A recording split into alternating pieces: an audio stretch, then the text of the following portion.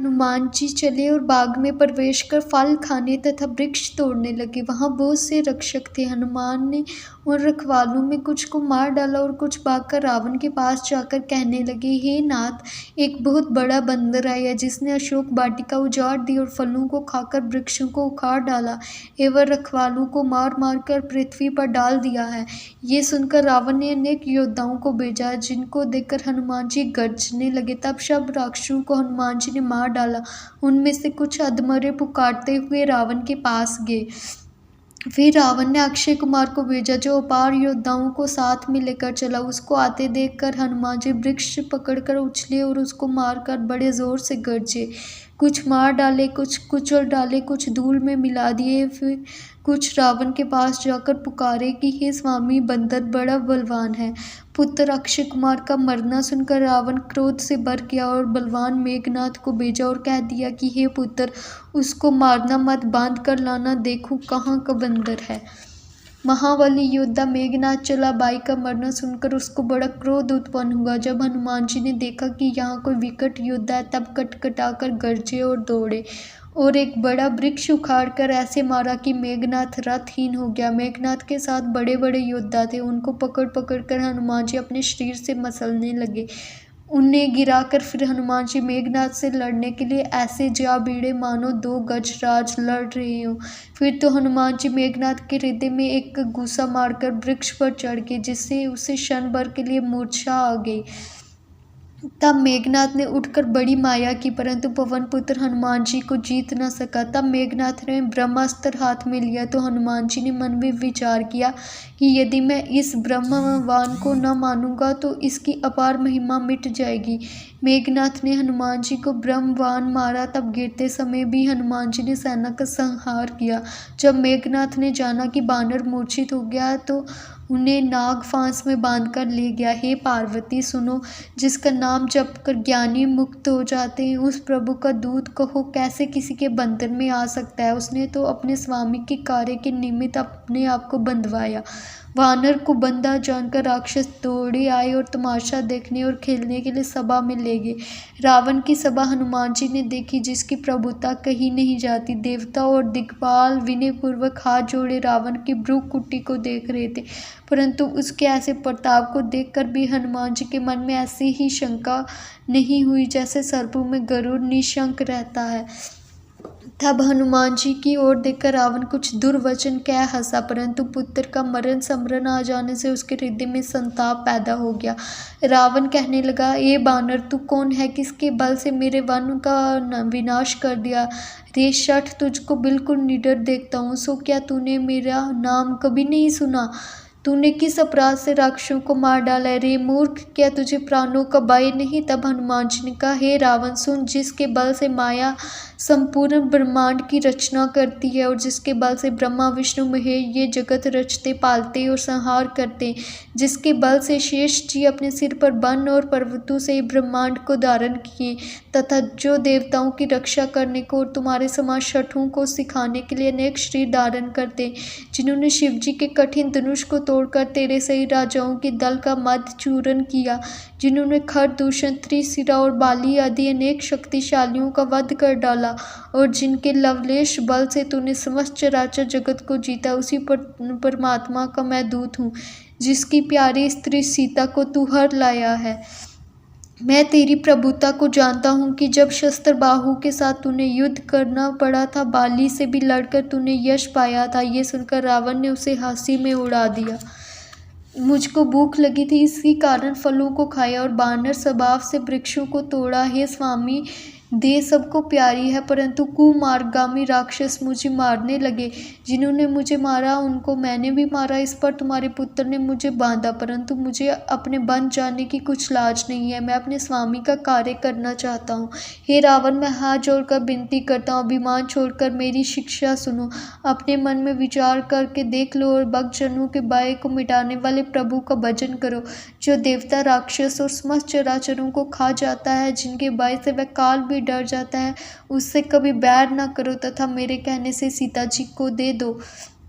हे रावण, खर को मारने वाले रघुवंश मणि श्री रामचंद्र जी भक्ति पालक और करुणा के सागर हैं। यदि तू उनकी शरण में चला जाएगा तो तेरे सब अपराधों को क्षमा कर तेरी रक्षा करेंगे। श्री राम जी के चरण कमलों को हृदय में धारण कर लंका में अचल राज्य करो।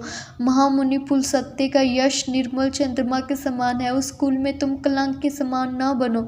मद और मोह को त्याग कर देख लो कि राम नाम के बिना वाणी शोभा नहीं देती। हे देव शत्रु रावण, जैसे स्त्री सब अलंकारों से अलंकृत हो परंतु वस्त्रों के बिना शोभा नहीं पाती, वैसे ही जो राम जी से विमुख है उसकी संपदा और प्रभुता पाने पर भी न पाने के बराबर है। जहाँ सजल सोते वाली नदी नहीं है वहाँ वर्षा हो जाने के बाद जल सूख जाता है।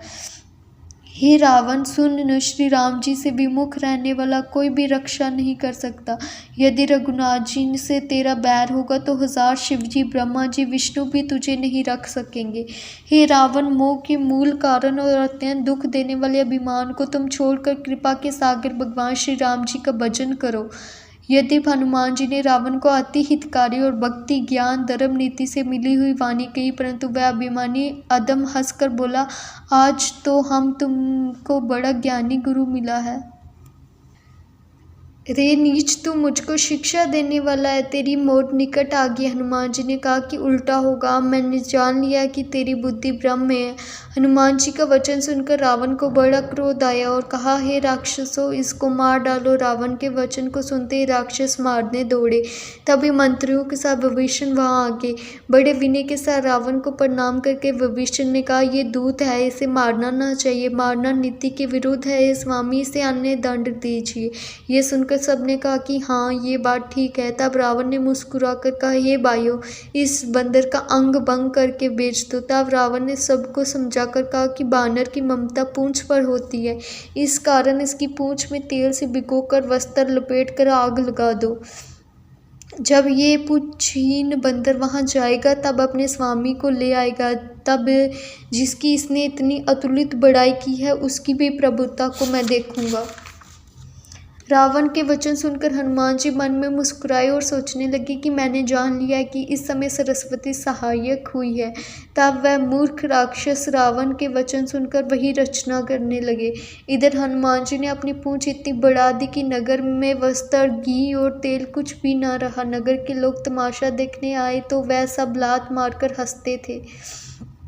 उस समय ढोल बज रहे थे और सब लोग ताली बजा रहे थे। हनुमान जी को नगर में घुमाकर फिर उनकी पूंछ में आग लगा दी गई। तब आग जलती देखकर हनुमान जी ने तुरंत बहुत छोटा रूप धारण कर लिया। छलांग मारकर वह सुवर्ण की अटारियों पर चढ़ गए। ये सब देखकर राक्षसों की स्त्रियां भयभीत हो गई। हरि की प्रेरणा से उस समय 49 पवन चलने लगे। तब अट्टहास करके हनुमान जी गरजे और बढ़कर आकाश में जा लगे। उस समय महावीर जी छलांग मारकर महल पर चढ़े और लंबी पूंछ उठाई तो विदित होता था कि मानो आकाश से अग्नि की नदी बह रही हो, अथवा लंका के ऊपर मानो काल ने अपनी जीभ निकाली, अथवा सेना के किसी महान शूरवीर ने तलवार निकाली है। पूंछ घुमा घुमा कर बार बार महावीर जी लंका को जलाने लगे। लंका जलने लगी, स्थान भस्म होने लगे। कोई बोले, हाथी घोड़े उठ खच्चरों को खोल दो। अनेक बालक बालिकाएं पिता माता को पुकारने लगी कि हमें बचाओ। इस प्रकार समय अनुसार कहते फिरते थे। अनेक नारियां चिल्लाती हुई सामानों को निकालती, कोई चीज़ें छोड़कर जल लेने जाती। अनेक स्त्रियां अपने कंत और वीरों से पुकार कर इस प्रकार कहती, लाल जाल दे और पुरातों को उठा ले, अथवा बालकों को उठा लो और सामान आदि को जल जाने दो। कुंगारों को दूर से गिरता देखकर तुरंत मंदोदरी बोली, अरे लोग लाज की कान छोड़कर भागती क्यों नहीं? अरे कंपन केकी कंठ महोदर, अरे इन अधजले पूत नाती सहोदरों को बुला लो, निकालो, बचाओ। मैंने और विभीषण ने अनेक प्रकार समझाकर कहा, हे दशानन, कुल का नाश मत करो, परंतु उस दाढ़ीजार वंश के तीक्ष्ण कुठार ने एक न मानी। बहुत से लोग द्वार और गर्भ में ऊंच नीच हाट बाट में इधर उधर भागते हैं, परंतु जहाँ जाते हैं वहाँ कपी को देखते हैं। यहाँ तक कि जल में भी कपी को देखने लगे। जहाँ छिपने की कोशिश करते वहाँ कपी को देखते। कुंभकर्ण की बहू हाथ जोड़कर बोले, मेरा पति सोता है, तुम्हें रघुनाथ जी की सौगंध, जो मेरा घर जलाओ। बहुतों ने दौड़ते हुए जाकर रावण से ये समाचार कहा तो उसने विचार कर मेघनाथ जैसे बलवान योद्धा को भेजा। वह राक्षस आकर अनेक शस्त्रों से हनुमान जी को मारने लगे, परंतु महावीर जी ने तनिक पूंछ जो घुमाए सब बालकों की तरह पुकारते हुए भागे। तब रावण ने क्रोध कर कहा, मेघो तुम अभी जाकर लंका ठंडी कर दो, आग बुझा दो, बानर को बहा दो। मेघू ने आकर बहुत जल बरसाया, परंतु जैसे तेल पाने से आग बढ़ती है ऐसे ही चौगुनी आग बढ़ गई। जब राक्षसों के अंग अंग में अग्नि के बाण लगे तब सब प्राण लेकर भागे। ये दशा देखकर बुद्धिमान माल्यवान बोला, ये अग्नि नहीं बल्कि ईश्वर का क्रोध है अथवा जानकी का श्वास और रघुनाथ जी का क्रोध है। तब रावण ने काल को बुलाकर कहा, बंदर को मार कर लाओ, भूत प्रेत और यक्षों को लेकर चढ़ जाओ, तीक्ष्ण दंड धारण करके जाओ। जब काल पहुंचा तो महावीर जी ने देखते ही उसकी सेना मार डाली और उठाकर काल को गाल में भर लिए। सबको इससे बड़ी घबराहट हुई। तब शिव इंद्र महावीर जी के पास आए और ब्रह्मा जी ने भी भयभीत होकर विनती सुनाई, यमराज को छोड़ दो, एक यही हमारी विनय है क्योंकि ये परवश होकर लड़ने को आए। ये सुनते ही महावीर जी ने उसे गाल से छोड़ दिया। यदि हनुमान जी का शरीर बहुत बड़ा था परंतु शरीर में बड़ी सुफर्ती थी, इससे वह एक घर से दूसरे घर पर चढ़ गए। सारा नगर जलने लगा, सब बेहाल हो गए। उस समय अग्नि की करोड़ों भयंकर लपटें उठ रही थी।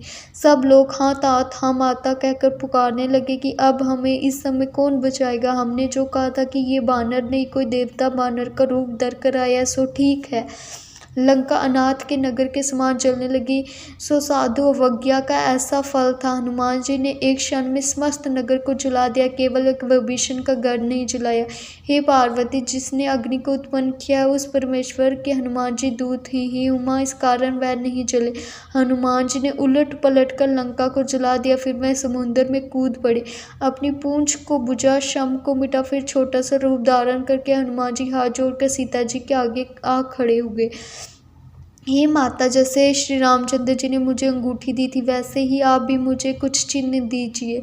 तब सीता जी ने अपने सिर से उतारकर चूड़ामणि दे दी, जिसे हनुमान जी ने बड़े हर्ष से ले लिया। सीता जी ने कहा, हे तात, प्रभु से मेरा प्रणाम कहना कि यदि आप पूर्ण काम हैं फिर भी हे नाथ आप दीन दयालु हैं, इसलिए अपने वृद्ध को याद कर मेरे इस महासंकट को दूर कीजिए। हे कपि, कहो मैं अपने प्राणों को कैसे रखूं। अब तुम भी जाने को कहते हो, तुमको देखकर हृदय शीतल हुआ था, परंतु अब फिर मेरे लिए फिर वही दिन और रात होगी। अगर वीडियो अच्छी लगी हो तो जय श्री राम ज़रूर लिखें।